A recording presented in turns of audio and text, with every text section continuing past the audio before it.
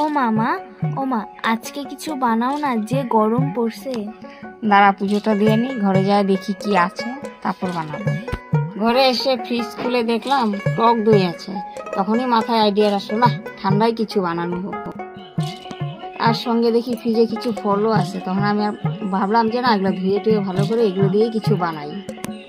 সঙ্গে ছিল চিনি আর ছিল গুড়। তো তোমরা চাইলে যে চিনিও নিতে পারো বা শুধু গুড়ও নিতে পারো, আমি দুটোই মিলাই নিলাম একসঙ্গে। তো বন্ধুরা, তোমরা ভাবতেছো কি বানাচ্ছি এটা দিয়ে, তো লাস্টে দেখলে বুঝতে পারবে যে এটাতে কি বানাচ্ছি। কাজু কিশমিশ ফল ফল যা কেটে রেখেছি, গুঁড়ো দিয়ে সব ওই দইয়ের মধ্যে দিয়ে মিক্স করেছি। 6টা কফি কাপের মধ্যে ঢেলে দিয়েছি ওগুলো। তো 3 ঘন্টার জন্য ফ্রিজে রাখবো। তোমরা এখনো কি বুঝতে পারো না আমি কি বানিয়েছি? এবার তো ঠিকই বুঝতে পারছো, আমি বানিয়েছি আইসক্রিম। দেখ কি বানিয়েছি। ও মা, আইসক্রিম খাইয়ে দেখি তো, খুব টেস্টি হয়েছে মা।